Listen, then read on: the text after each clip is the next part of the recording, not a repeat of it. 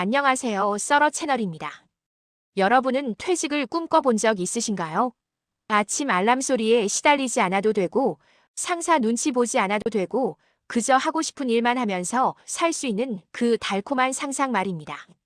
하지만 오늘 제가 여러분께 들려드릴 이야기는 그 꿈이 악몽으로 변한 한 남자의 이야기입니다. 62세 박기성 씨. 35년간 한 회사에서 성실하게 일했던 그는 퇴직 후 단 3개월 만에 자신의 집이 감옥처럼 느껴지기 시작했다고 합니다. 도대체 무슨 일이 있었던 걸까요? 그리고 이 이야기가 왜 지금 우리 사회에서 중요한지 함께 들어보시죠. 이야기 시작하기 전 구독과 좋아요는 영상을 만드는데 아주 많은 도움이 된답니다. 2023년 12월 29일 서울 강남구 한 중견기업 회의실. 박기성 씨의 퇴직식이 열렸습니다. 회사 동료들이 모두 모여 그를 축하해 주었고 대표이사가 직접 퇴직 기념패를 건넸죠. 기성 씨는 그날을 이렇게 회상했다고 합니다. 드디어 끝났다는 안도감과 함께 이제 좀 쉬면서 살 수 있다는 기대감이 가득했다고요. 35년이라는 세월 동안 아침 7시 출근, 저녁 8시 퇴근을 반복했던 그에게 퇴직은 마치 자유를 얻는 것 같았습니다. 동료들은 그에게 말했죠. 형님, 그래도 심심하실 거예요. 일하던 사람이 하루아침에 멈추면 허전하다니까요. 하지만 기성 씨는 웃으며 대답했습니다. 그럴 리가요. 하고 싶은 게 너무 많은데. 집으로 돌아온 기성 씨를 맞이한 건 아내 윤정 씨였습니다. 58세인 그녀는 남편의 퇴직을 반기는 듯 했지만 어딘가 복잡한 표정을 숨기지 못했죠. 드디어 끝났네요.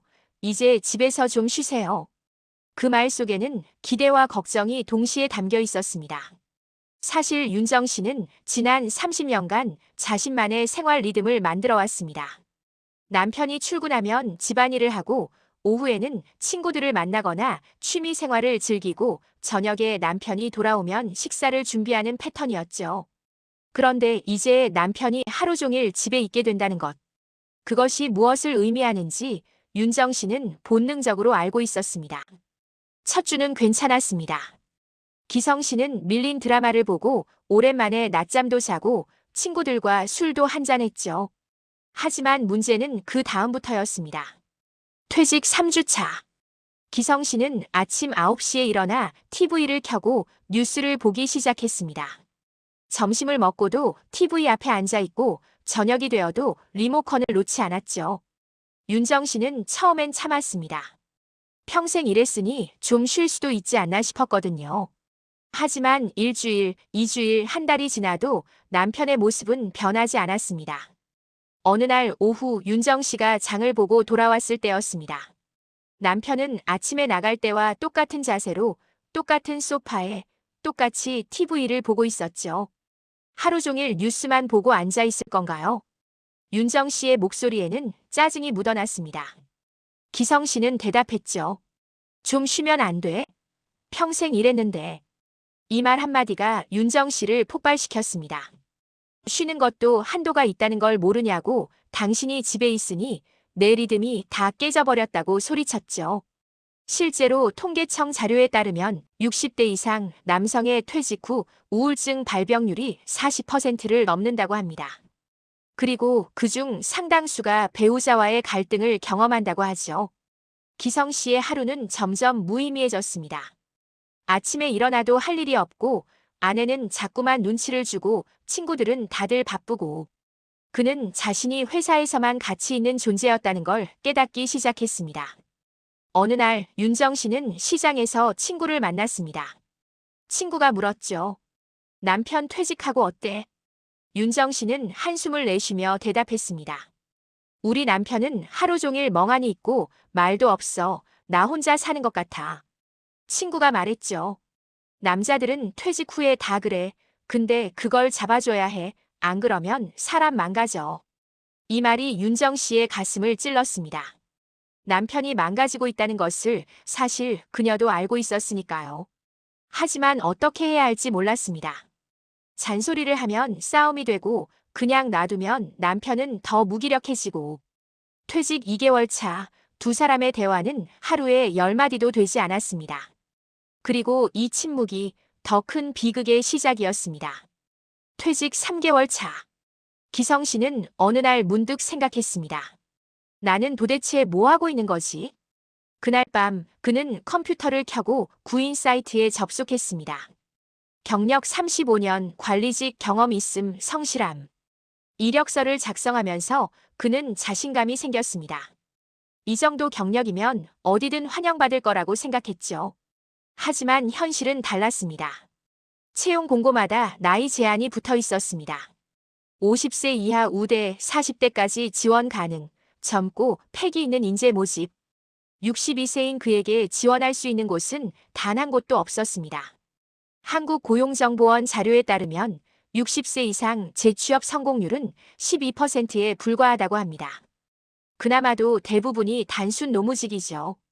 35년간 중간 관리자로 일했던 그에게 이런 현실은 충격 그 자체였습니다. 그날 밤 기성 씨는 혼자 술을 마셨습니다. 한 잔, 두 잔, 세 잔. 취기가 오르자 눈물이 났습니다. 내가 이렇게 쓸모없는 인간이었나. 다음 날 저녁 식사 시간, 기성 씨는 말이 없었습니다. 윤정 씨가 말을 걸어도 고개만 끄덕일 뿐이었죠. 윤정 씨는 결국 참지 못하고 소리쳤습니다. 당신 도대체 뭐 하고 싶은 건데요? 왜 나까지 힘들게 만들어요? 이 말에 기성 씨는 젓가락을 내려놓고 방으로 들어갔습니다. 문을 닫는 소리가 유난히 크게 들렸죠. 방 안에서 기성 씨는 서랍을 열었습니다. 거기에는 퇴직 기념패가 있었고 오래된 업무 다이어리가 있었고 그리고 계획표 한 장이 있었습니다. 그는 그 계획표를 집어들고 한참을 바라봤습니다. 퇴직 전에 작성했던 것이었죠. 여행 가기, 운동하기, 책 읽기, 취미생활 시작하기. 하지만 단 하나도 실천하지 못했습니다. 의욕이 나지 않았고 혼자 하기엔 너무 외로웠고 무엇보다 자신이 무가치하다는 생각에 아무것도 할 수 없었습니다. 서울대학교 사회학과 연구팀의 조사에 따르면 퇴직 후 남성들이 겪는 가장 큰 어려움은 정체성의 상실이라고 합니다. 직장인으로서의 역할, 가장으로서의 역할, 사회인으로서의 역할.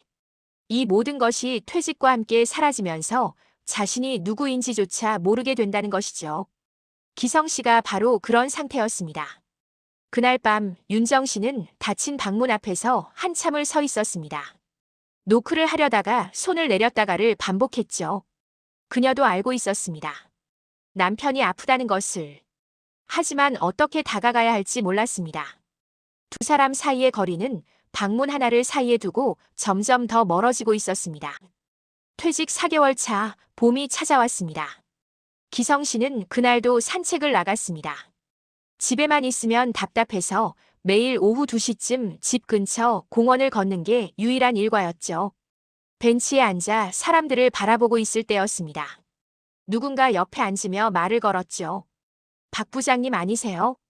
고개를 돌리니 옛 동료 김 부장이 서 있었습니다. 기성 씨보다 2년 먼저 퇴직한 사람이었죠. 두 사람은 오랜만에 이야기를 나눴습니다. 김 부장이 물었죠. 요즘 뭐 하세요? 기성 씨는 대충 얼버무렸습니다. 그냥 쉬면서 지내죠 뭐. 그런데 김 부장의 대답이 의외였습니다. 저는 봉사활동 시작했어요.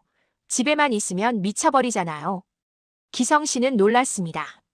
봉사활동이요? 김 부장은 웃으며 설명했죠. 처음엔 저도 힘들었어요. 퇴직하고 6개월 동안 거의 폐인처럼 살았죠. 집사람하고 매일 싸우고 애들한테 짜증내고. 그런데 어느 날 아내가 그러더라고요. 이러다 정말 이혼할 것 같다고. 그 말에 정신이 번쩍 들었고 뭐라도 해야겠다 싶어서 동네 도서관에 봉사 신청을 했다고 합니다. 처음엔 단순한 일이었죠. 책 정리하고 반납된 책 제자리에 꽂고 그런 거요. 근데 이게 생각보다 좋더라고요. 사람들이 고맙다고 인사하고 아이들이 반갑게 맞아주고 무엇보다 내가 누군가에게 필요한 존재라는 느낌이 들었다고. 김 부장은 말을 이었습니다. 퇴직 후에 제일 힘든 게 뭔지 아세요? 아무도 나를 찾지 않는다는 거예요. 회사에선 전화가 쉴 새 없이 오고 결제할 서류가 쌓이고 회의에 참석해야 하잖아요. 그런데 퇴직하면 그게 다 사라져요. 아무도 안 찾아요. 그게 진짜 무섭더라고요. 기성 씨는 김 부장의 말이 가슴에 와닿았습니다. 바로 자신이 느끼던 감정이었으니까요. 그날 밤 기성 씨는 인터넷으로 지역 자원봉사센터를 검색했습니다. 생각보다 많은 프로그램이 있었죠. 도서관 봉사, 급식소 봉사, 독거노인 말벗 봉사, 공원 환경 정리, 학교 교통 안전 지도. 그는 한참을 고민하다가 도서관 봉사에 신청서를 작성했습니다. 다음 날 아침 기성 씨는 윤정 씨에게 조심스럽게 말했습니다. 나 봉사활동 좀 해볼까 해. 윤정 씨는 설거지하던 손을 멈추고 남편을 쳐다봤습니다. 갑자기 웬 봉사활동이에요? 기성 씨는 대답했죠. 그냥 집에만 있으니까 답답해서. 윤정 씨는 별로 기대하지 않는다는 표정이었습니다. 그러세요. 한번 해보시든지. 하지만 속으로는 조금 기대가 되었습니다. 남편에게 변화가 생길 수도 있겠다는 희망이었죠. 일주일 후 기성 씨는 동네 도서관에 첫 출근을 했습니다. 담당 사서가 친절하게 업무를 설명해줬죠. 어렵지 않습니다. 반납된 책들을 분류해서 제자리에 꽂아주시고 열람실 정리 좀 도와주시면 돼요. 기성 씨는 조심스럽게 책을 정리하기 시작했습니다. 처음엔 분류 번호가 헷갈렸지만 천천히 익숙해졌죠. 점심시간이 되자 다른 봉사자들이 그에게 말을 걸어왔습니다. 대부분 60대 이상의 어르신들이었죠. 오늘 처음 오셨어요? 잘 오셨습니다. 우리 같이 점심 드실래요? 기성 씨는 오랜만에 누군가와 밥을 먹었습니다. 사람들은 각자의 이야기를 나눴죠. 한 분은 퇴직 후 우울증으로 고생하다가 봉사활동으로 극복했다고 했고, 다른 분은 아내와 관계가 안 좋아서 집 밖으로 나왔다가 봉사를 시작하게 됐다고 했습니다. 모두가 비슷한 이유로 그곳에 있었습니다. 자신이 필요한 곳을 찾아서. 오후에는 어린이 열람실에서 동화책 읽어주는 시간이 있었습니다. 봉사자가 부족해서 기성 씨도 참여하게 됐죠. 처음엔 어색했습니다. 아이들 앞에서 책을 읽어본 지가 언제인지 기억도 나지 않았으니까요. 하지만 책을 펼치고 읽기 시작하자 아이들이 눈을 반짝이며 들었습니다. 토끼와 거북이 이야기, 콩쥐 팥쥐 이야기. 30분이 순식간에 지나갔고 아이들이 박수를 쳤습니다. 한 아이가 다가와 말했죠. 할아버지 목소리 좋아요. 다음에 또 와주세요. 그 순간 기성 씨의 눈가가 뜨거워졌습니다. 집으로 돌아온 기성 씨는 평소와 달랐습니다. 현관문을 열며 밝은 목소리로 말했죠. 다녀왔어. 윤정 씨가 놀란 표정으로 쳐다봤습니다. 남편이 이렇게 밝은 목소리를 낸 게 몇 개월 만인지 모르겠다는 듯이. 어땠어요? 기성 씨는 대답했습니다. 생각보다 괜찮더라. 사람들도 좋고 애들한테 책 읽어주는 것도 재밌고. 그날 저녁 두 사람은 오랜만에 대화다운 대화를 나눴습니다. 3주가 지났습니다. 기성 씨는 이제 일주일에 3번 도서관에 나갑니다. 아침에 일어나면 씻고 옷을 갈아입고 출근하듯 집을 나섰죠. 윤정 씨는 남편의 변화를 조금씩 느꼈습니다. 표정이 밝아졌고 말수가 늘었고 무엇보다 생기가 돌아왔습니다. 어느 토요일 도서관에서 작은 행사가 열렸습니다. 봉사자들이 아이들에게 책을 읽어주고 부모님들도 함께 참여하는 자리였죠. 윤정 씨는 남편의 권유로 그 행사에 갔습니다. 처음엔 별 기대 없이 갔지만 남편이 아이들 앞에서 책을 읽는 모습을 보는 순간 그녀는 놀랐습니다. 아이들이 남편의 이야기에 푹 빠져 있었고 남편의 얼굴에는 행복한 미소가 가득했습니다. 행사가 끝나고 한 아이가 기성 씨에게 달려와 안겼습니다.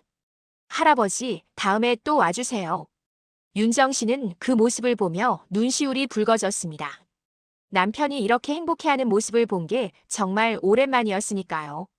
집으로 돌아오는 길 윤정 씨가 말했습니다. 몰랐어요. 당신이 일해서 얻은 게 그렇게 컸다는 걸. 기성 씨가 대답했죠. 나도 몰랐어. 그런데 이제야 알겠네. 집이 감옥이 아니라 함께 사는 연습장이었다는 걸. 두 사람은 손을 잡고 천천히 집으로 걸어갔습니다. 퇴직은 끝이 아닙니다. 새로운 인생의 시작이죠. 하지만 그 시작이 행복하려면 자신이 필요한 곳을 찾아야 합니다. 그리고 그곳에서 함께 걸어갈 사람이 있다는 걸 잊지 말아야 합니다. 박기성 씨의 이야기는 지금 이 순간에도 계속되고 있습니다. 도서관에서 아이들과 함께, 그리고 아내와 함께. 혹시 여러분 주변에도 퇴직 후 힘들어하시는 분이 계신가요? 그렇다면 이 영상을 공유해 주세요. 썰어 채널에서는 우리 사회의 진짜 이야기, 공감할 수 있는 이야기를 계속 들려드립니다. 오늘 이야기가 도움이 되셨다면 좋아요와 구독 부탁드립니다. 다음 영상에서 또 만나요.